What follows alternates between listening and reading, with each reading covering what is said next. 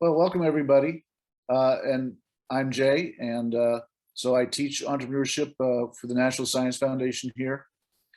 And I've been doing that now off and on for about 10 years, first at UC San Diego, now here. And before that, I was an entrepreneur, started and built an Inc. 500 company, one of the fastest growing privately held companies in the US over a 5-year period.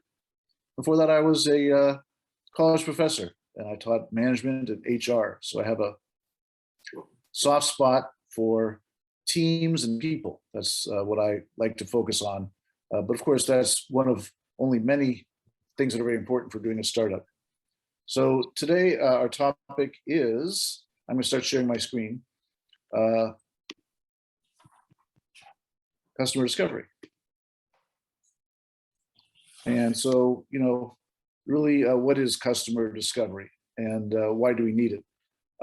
Some of you may have attended the session a couple of weeks ago that the Blackstone Launchpad held, and that was about ideation, like where do ideas come from?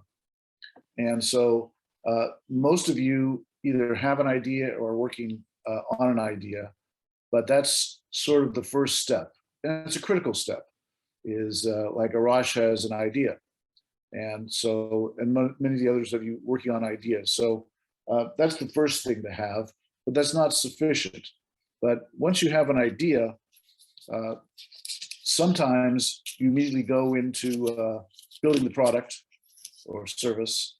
And at the same time, it's useful also to figure out if when you're done building that product, or once you've built that product, if someone is interested in that product. So ask yourself, when is the best time to figure out if someone likes your idea or would want to maybe be a customer to buy your product? Would it be at the beginning when it's just an idea? Would it be somewhere in the middle where you have a prototype? Would it be at the end when you have a full-fledged operational device or solution and have your supply chain all figured out and ready to go into mass production? When is the best time to find out if you're going to be successful by having customers? And I know it's a big group, so I'll pick on Arash first. Actually, I don't know everyone's name, so that's going to be a problem. So let's ask the novel music person. When is a good time to figure out whether you're going to have customers? At the very beginning, somewhere in the middle, or wait till you've got something really serious to show them?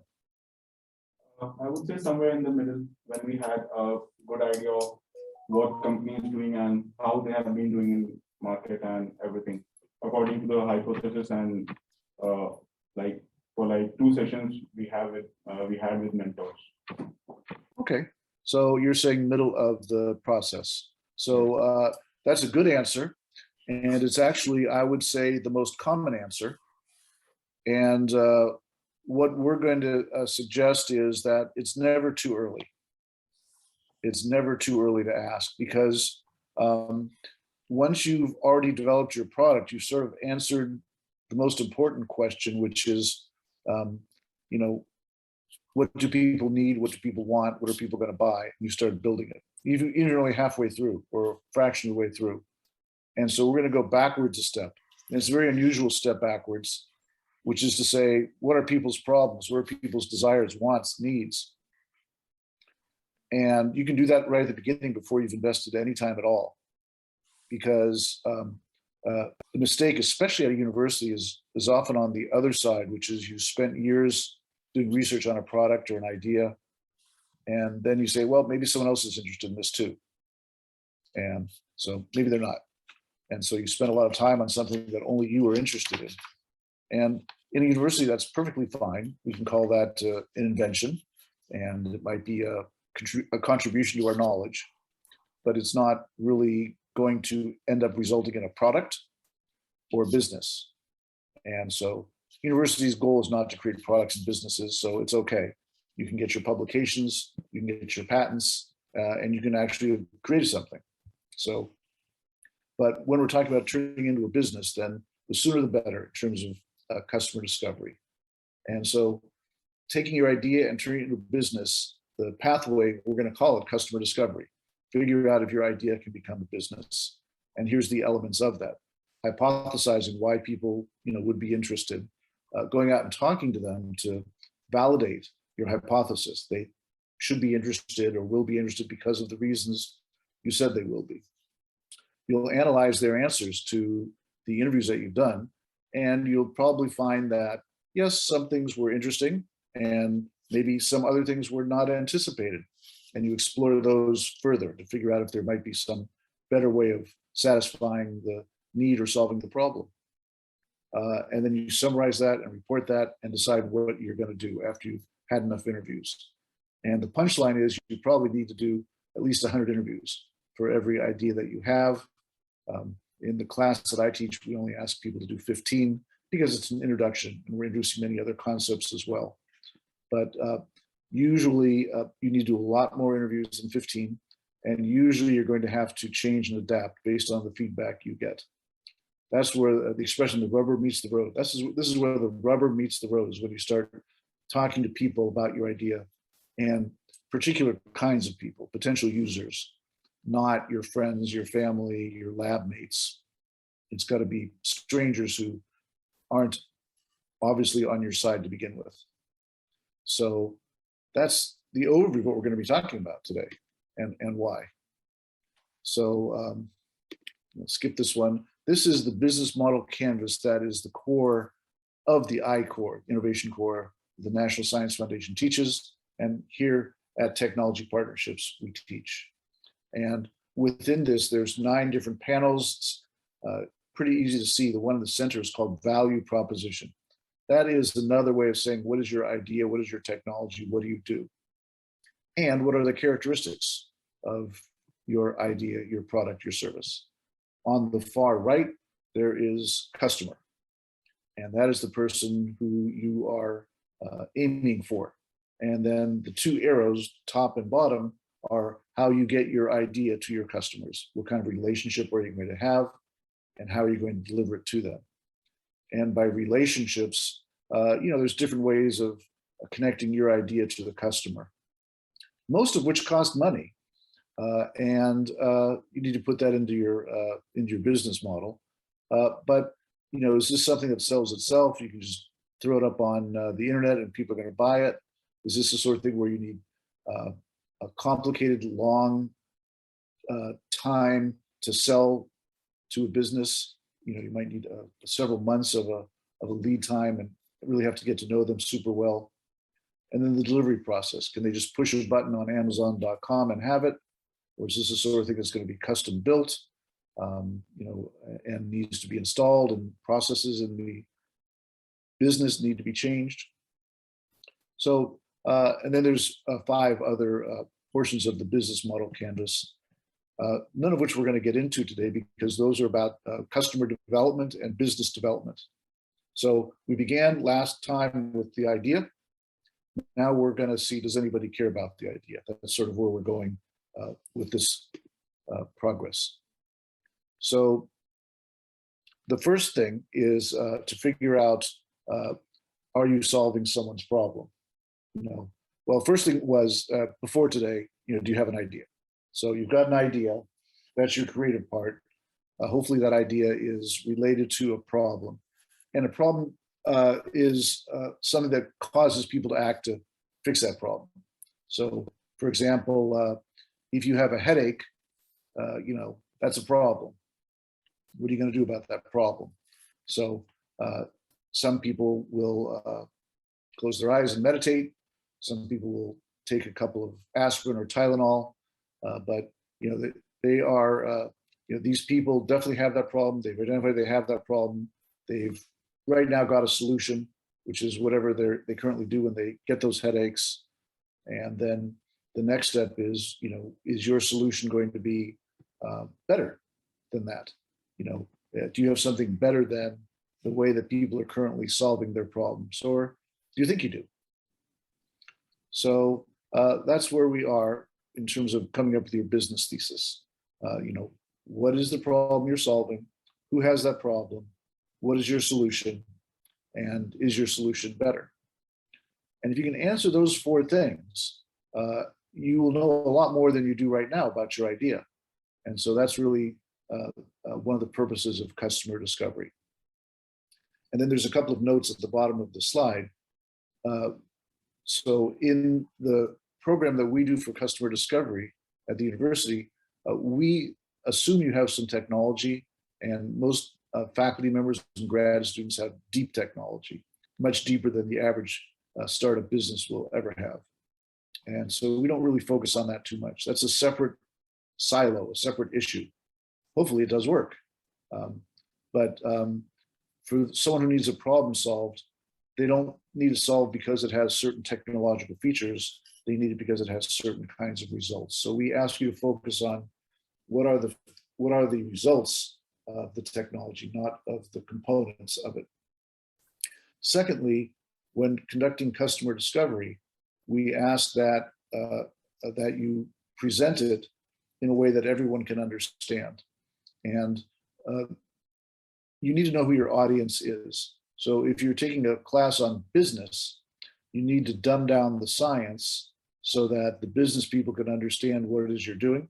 And many of the people who are in attendance here today know this because you have inherited a technology as the one you're working on. And you probably didn't know what that technology was or what it meant. And so you had to have it presented to you in a consumable way so that you could figure out how do you begin marketing it? How do you figure out how to price it? How do you figure out how to deliver it? So the details of the technology are not as important as how to translate that into business. If you are at a technical conference in your profession, on the other hand, then it's not as necessary to speak so that a business person would understand.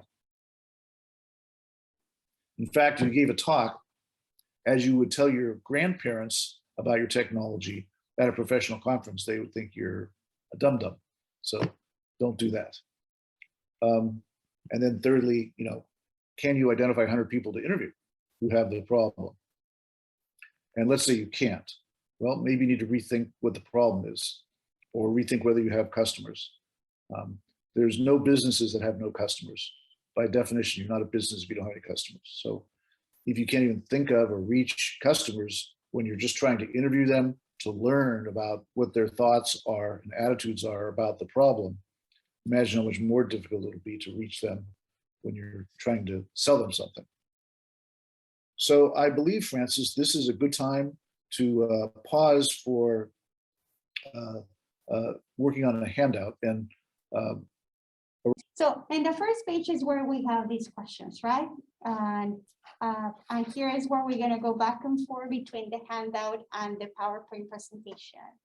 The handout, as you notice, it's actually guiding us to answer those questions. And it gives you a little bit of room or space so you can draft these things or rephrase your problem, rephrase your value proposition, because as Jay mentioned, these are the critical and the foundations of all the exercises.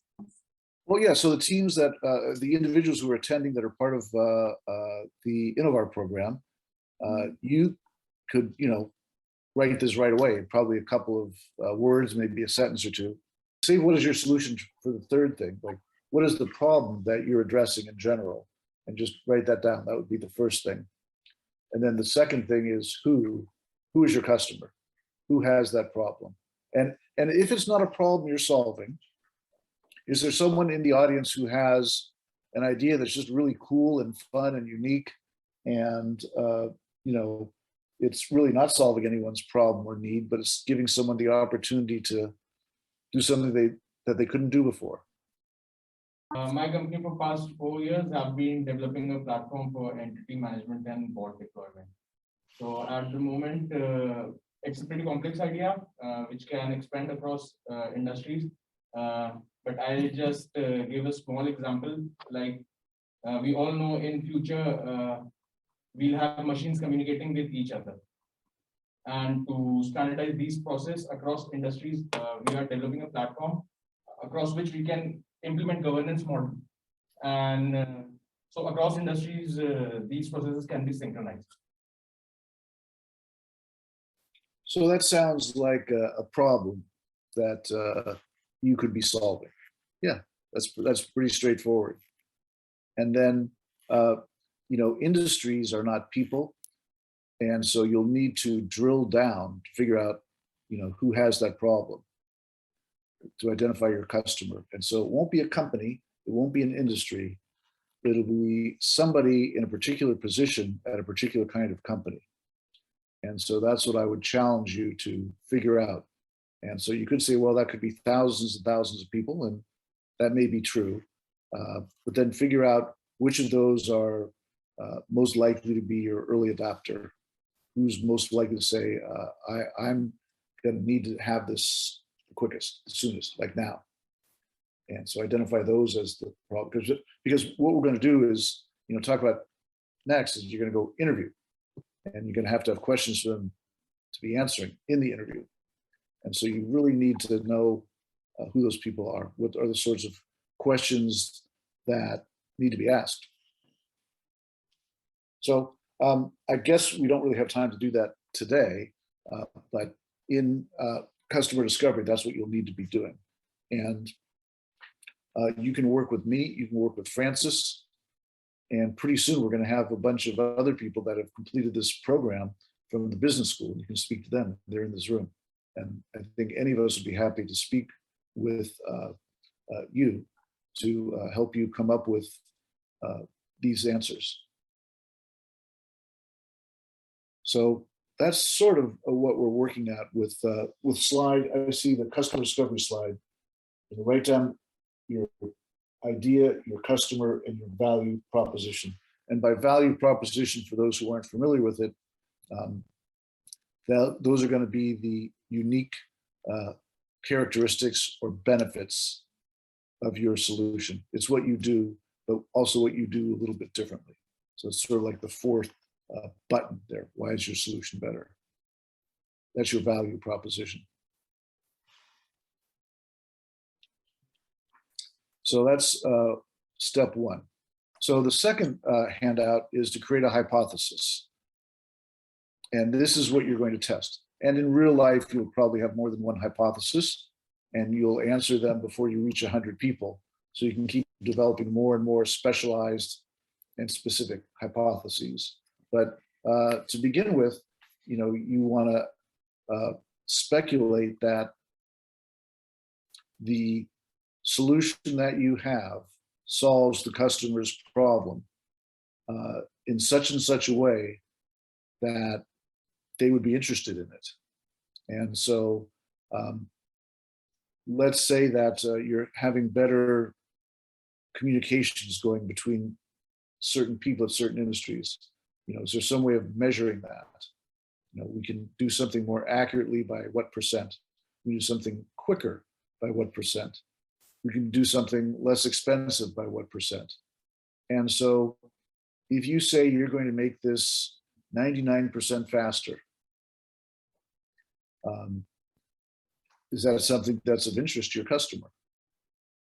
And the answer might be yes, might be no. Hypothesize that the answer is yes. And then you can also hypothesize how much faster does it need to be? And then go ask them. And then you'll find out. Some may say, you know, I don't really care about speed because I do this at night and then I leave and it's there when I come back in the morning. Other people may say this is the most important thing. My whole decision-making is affected by the slowness of processing information between the communication channels we use. So you'll find out. Or it could be the cost is a factor. And they will tell you, well, if we could, you know, save 50% on the cost of doing this test or diagnostic test, that we could give it to 200% more people.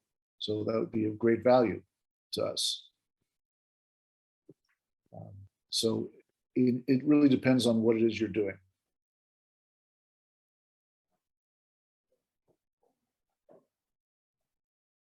So create a couple of hypotheses that speculate.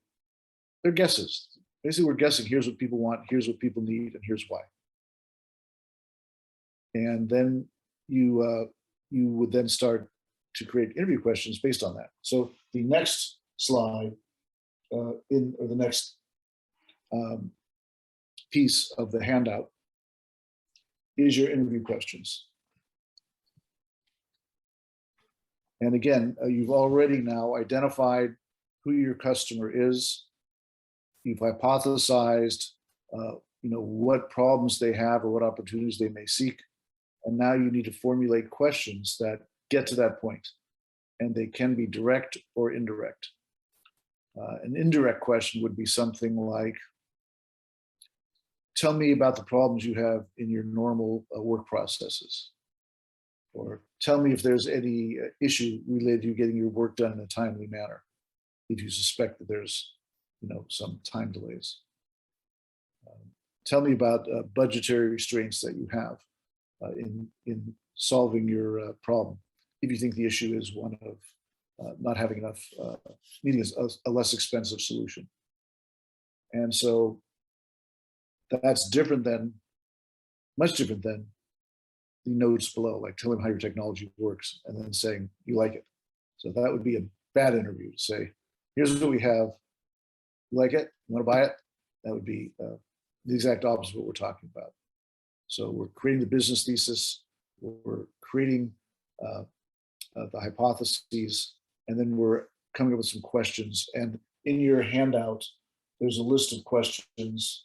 Tell me more, tell me about it, what's wrong, how do you feel about things, et cetera, et cetera. And then the last handout is really for you to take home and use to introduce yourself. So if you're going to be doing 100 interviews, so we've identified sort of what you have and who you need to be speaking to. The fact is they're not lining up to talk to you. They don't know who you are. They probably don't want to spend time being sold something. They might be interested in helping you out, but you need to reach out to them. You need to go from someone who is totally unknown to someone who they are willing to speak with for a little bit of time, 20 minutes, 30 minutes, 40 minutes, what have you. And so this gives you the ability to create a template, an email introduction of yourself. So why would they want to meet with you? It's not because you're trying to sell them something. It's because you're an expert in the field and they are an expert in the field, and you are going to them for advice, for consultation. You just want to ask them some questions about how they think, how they feel, how they act, how they behave with regards to this particular issue in your field. So that's what you want to be able to do, is to reach out to them via an email. Pre-pandemic, sometimes you could, especially for business to consumer ideas, you'd go knock on doors, or you could show up unannounced, or you could meet at professional association meetings, and those things may come to pass as well, again, soon. But email is always a nice way of introducing yourself. So this is a composition you can put together in the final piece of the handout. And since you're part of a group, you might want to exchange information. And if you've got ideas that you're going to be working on, share those thoughts. So you could reach out to Francis and say, here's what I put together for my introductory email. What do you think? And the real answer will be, is it working? So if you send out 100 of them and no one ever replied back, probably not a good one.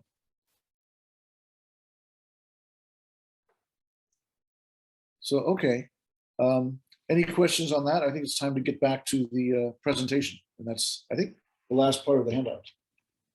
I was asking, in the example interview questions, there is this word fuel being used again and again. So are these questions for a typical industry, or like fuel signifies revenue or funds in these questions?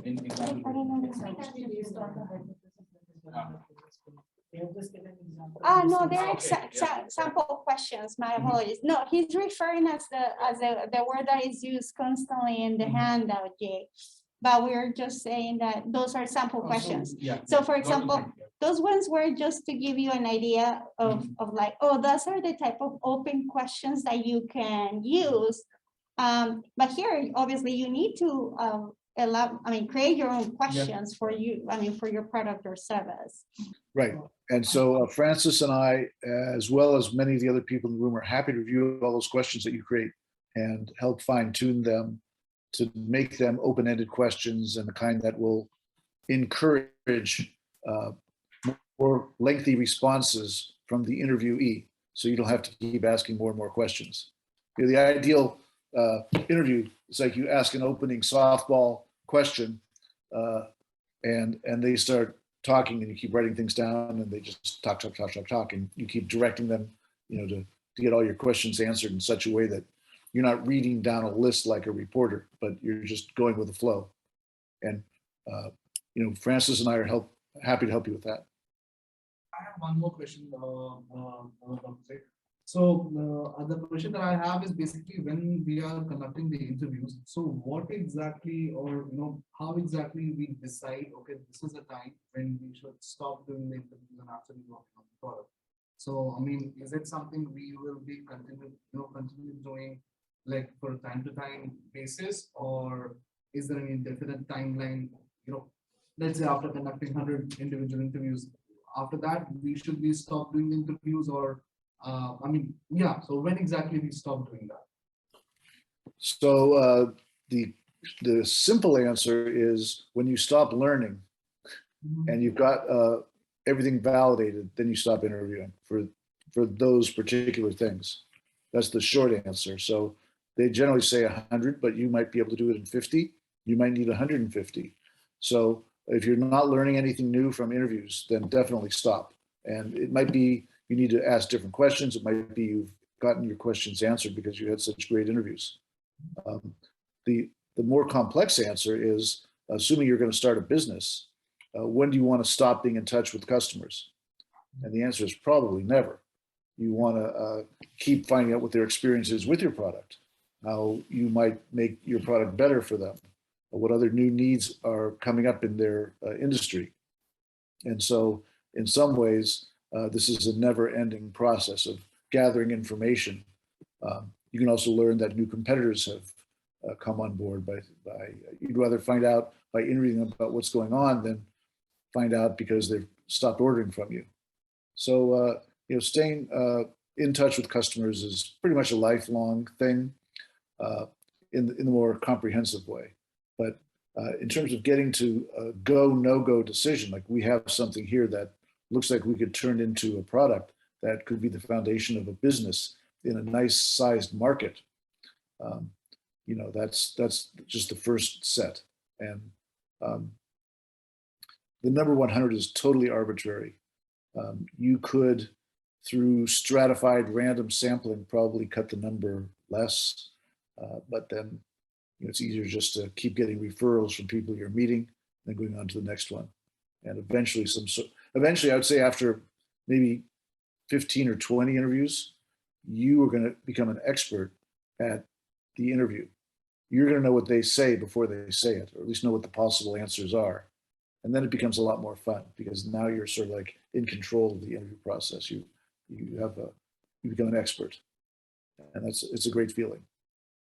So this is something which we can maybe introduce as a standard practice when we are starting the company. Like after this amount of time, we will let's say after a month or so, we have introduced the product. After that, we will again conduct a set of interviews, and based on the feedback, we can bring all the changes that are required in the product. Yes. And in fact, let's say you did those interviews for a month or two. You're going to stay in touch with them, aren't you? You're going to thank them for their time, but then also later on, they might be interested in your product, right? So you're going to be staying in touch with them for other reasons, for business development reasons. So you're not going to, unless all of them said, we don't want you, we're not interested in what you're doing. And then if that was the case, probably you're not going to be building your product. So it's a good way to move on. And it could be that they've given you ideas for other products, other solutions, And so you'll stay in touch with them for that reason, for that purpose. So we may be saying some of these things that have just been said. So I'll go through these fairly quickly. So why interview? I think we sort of covered that. We wanted to confirm that an interview is not a PowerPoint presentation like what I'm doing now. It's not a product demo either. It's not a speech. It's definitely not selling. If you're trying to sell, it's going to be a different audience and a different welcome. And it is not or should not be strictly technical description of your product or idea. And also not an email or any other type of one-way format where you're not getting feedback. The whole point of interviewing is to get feedback. But it is a conversation, learning about their behavior, digging deep into what their problems and pains are, how satisfied are they with what they're doing now, and then of course, hypothesis testing. So the steps of the interview process. So now we're drilling into the details, and so it's much easier to do this than to talk about doing this, but that's what we have time to do right now. So the first step is securing the interview, and we talked about that sort of already, which is sending out an email to introduce yourself. But even before that, of course, you're identifying who you need to be interviewing.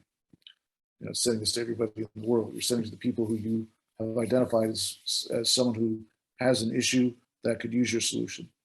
So secure the interview, conduct the interview, describe your solution if appropriate, get further feedback on your solution, and then what do you do after the interview is over? So those are the 5 steps to the interview. And we basically are saying, can you help me? That is a much better approach than I want to tell you about what I'm doing.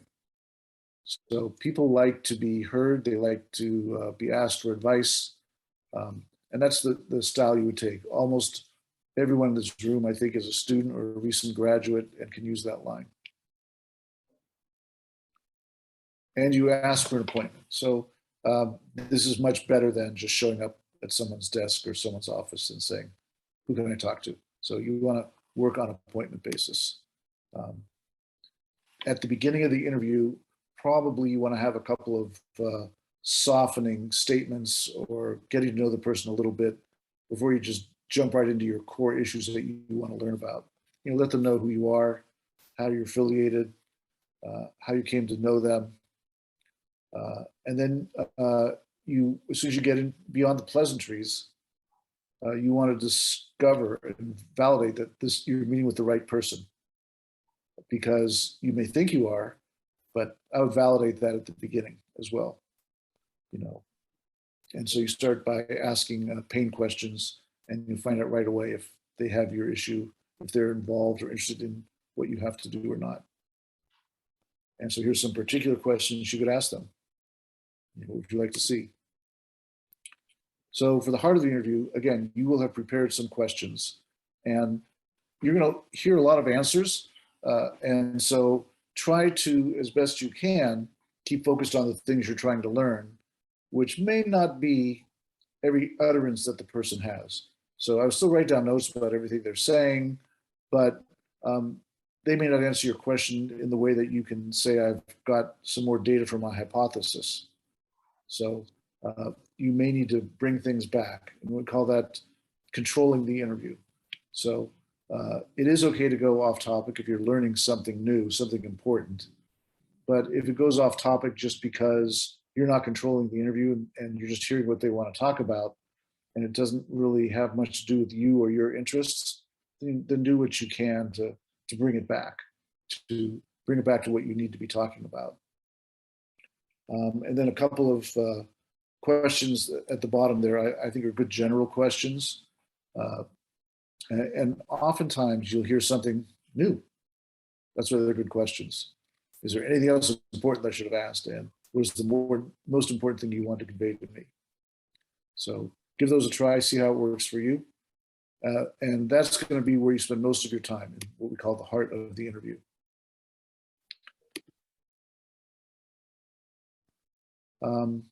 I'll allow people to take a look at this. I'm not going to read it all. And if you want it, just go type Constable's name, customer discovery.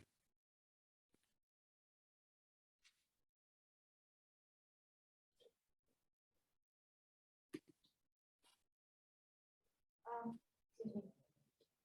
May I Yeah. ask a question on the previous slide? There was one thing about is number 5 is our politeness training. Oh, so politeness training, you wonder what that is? Let's talk about that a little bit. So whenever you're interviewing somebody, they're going to be most of the time polite and not truthful. Polite to the point of not being truthful is what you want to stop. So when someone nods their head and says, that's interesting, you could interpret that as meaning they're interested in what I'm saying. But that could just be them saying, I want this to get over with. And they may think your idea is the dumbest thing in the world. But they would never tell you that. And the reason is they're a polite person. So how do we identify that and avoid that? So you can ask them directly, or you can tell them, you know, I really want you to be honest with me. If you think this is a bad idea, you're actually doing me a favor by telling me why it's a bad idea. Otherwise, I'm going to keep doing what I'm doing, and I shouldn't be. So please be honest with me. You don't need to be polite. I'm looking for an independent opinion from you. That's what I need. That's why I'm here. That's why it's important that we meet. And you can always say something back, maybe a little bit sarcastically, like, do you really mean that? If they say, this idea is beautiful, it's wonderful, you can say, you know, do you really mean that? Or are you just being polite? And when they say, I want to jump across the table and sign on the dotted line to buy 1,000 of them, you know they're not just being polite. And I've done that. I've done that on interviews where I've said, sounds to me like you really have a need for my product, and you really could use my product. You know, how do we go about making that happen? And then a whole new can of worms comes up. You find out all sorts of things about, they're not the real decision maker, or there's a committee that makes the process, or we really have to get more down to the weeds about getting contracts and figure out pricing. It's you don't really want to go there in the initial interview.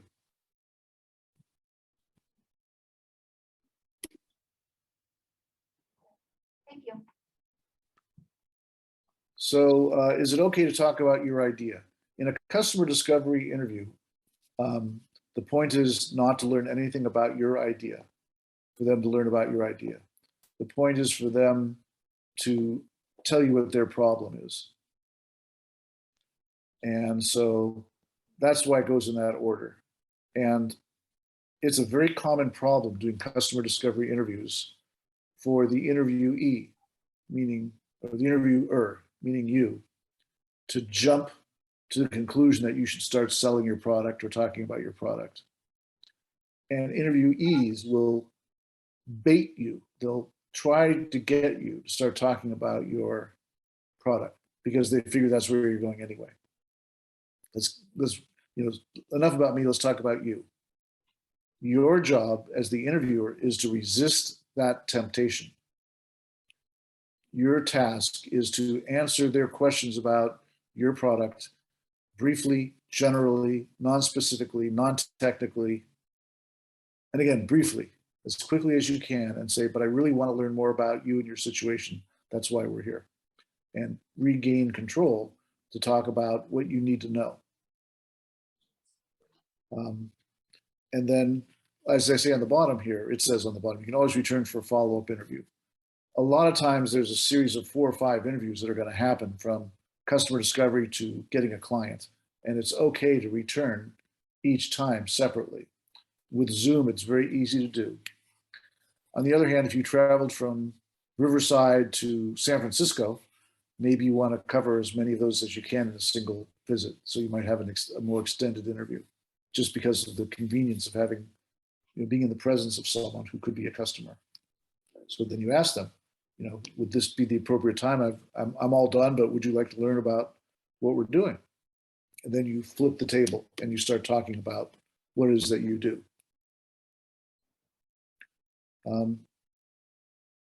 So I think I mentioned confirmation bias briefly, but confirmation bias is when you're asking the sorts of questions whose answers confirm what you wanted to hear, as opposed to really getting a critical look at what it is you're doing. And so, again, that's related to the politeness training. So, you think I've got a good idea, don't you? What are they going to say? No, you're an idiot. That's not how people respond.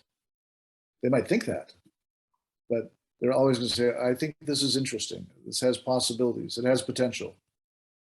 Come see me later in 6 months. These are all sort of deflections that are ways of saying, no, we're never going to do business. But people have learned how to, because if they say no, then you might say, well, why not? And you might get, you might get into an argument. They don't want that. They want it to be comfortable.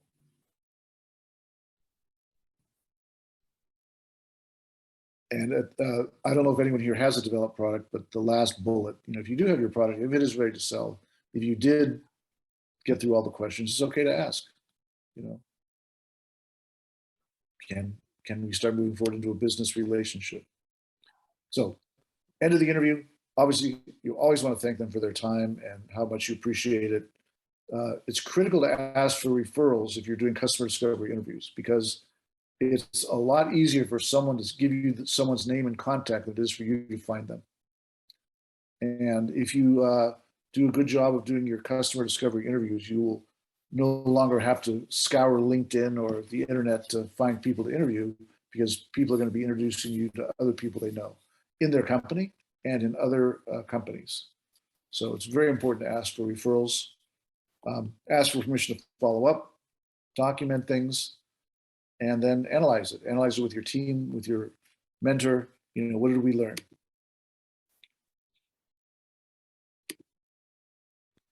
So here's the summary for conducting customer discovery interviews. It's a great way to determine if your product has a fit in the market. Be prepared, be flexible. Don't be defensive, don't be pushy. Don't expect to be perfect. I forgot to mention that, but I think you all know that. The first few interviews might be a little bit bouncy, and that's okay. And if you're not hearing what you want to hear, but you still have a great idea, or you think you have a great idea, then it's time to pivot and revise and come up with some different hypotheses, come up with different customer segments. So get in the game. If you've got an idea, you want to commercialize it, you want to turn it into a product or a service, do it. Don't just talk about it. This is something that Francis has put up for Techstars, toolkit.techstars.com.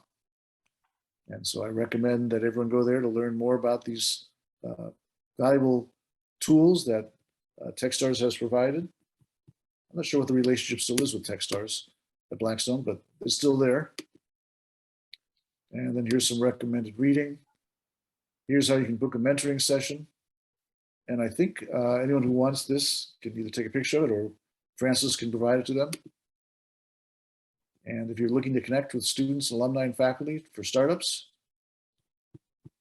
try connectr.ucr. And it turned itself off, so that must mean we're done. So thank you all for listening. We went a couple minutes over, but then again, we started a couple minutes late too. So everything went just fine. Hello, Jay. Actually, I have a question regarding the hypothesis. So my idea is basically related more towards the lifestyle than on the technical side. So I'm a bit confused. How should I proceed with the hypothesis? Well, it's the same. There's nothing different for a lifestyle business than it is for a technology business. You still need to figure out, I mean, assuming that it's going to be solving a problem for someone or it's going to have a gain for someone, you know, how do you capture that? How do you find out what it is that they are looking to achieve? Yeah, yeah, I don't know the details of, you know, whether you're going to be an exchange or you're going to be a warehouse or, you know, any of those things. Not, we wouldn't have time to get into that level of depth, but is the customer going to be someone somewhere specifically who would like to be introduced to these unique craft type items? Or is your customer going to be the producer of said craft items who their problem would be that they need a larger market to sell? Or is it both? I think it's going to be both, because I believe like those things can be introduced and it can bring more colors to some people's life. Like, for example, there are many people who appreciate art, but like they might not be aware of some kind of art. So it's basically something like that. Yeah, so you've got two markets or two sides of your market. You know, I think the hypothesis, the problem for the vendor would be something, you know, how do we increase getting your product out there? You know, their problem would be that they're not making enough money doing what they're doing, their art. Right. So there might be some vendors who have all they can handle. There might be others who, you know, would like to sell more. And of course, your job would be to find those best vendors. So that would be a series of hypothesis of, you know, is there any issue with not having enough sales? Or, you know, it could be they don't even care about money, but they want to get the art out. You know, would you like your art to be seen by a wider audience? Something like that. So if that's not an issue for them, like I'm just happy hanging out in my backyard, leaning against a tree and doing my textile work, and that's what I want to do. So then there's no problem. But it could be that they need to up their game, and then that would be the hypotheses. The selling to consumers that's a huge undertaking, and it's like trying to boil the ocean is an expression that I've heard, because there's so many ways to buy products and so many people are buying products that it's like, I mean, I don't know if you could ever do enough customer discovery that would get you to the conclusion that there is a market for this textile worker, or much less 100 different artists or 1,000 different artists. So I don't know how to approach that on the consumer side. It's almost like you need the business school interns here to help you with, you know, how much is it going to cost me to get a customer, a paying customer? Because you can take a cut out of the artist, that's no problem. But the problem is getting the customer to be aware of the fact that you exist. And most companies now end up paying money to get customers. And, you know, if you're dealing with micro products that aren't going to sell for much money, then you have to be doing a huge volume. And so you've got an uphill climb on that side. But you still could start interviewing people and trying to figure out where, you know, to focus on in the world for your marketing dollars. Like, you know, who's buying, who wants to buy. And it could be you have to create a customer.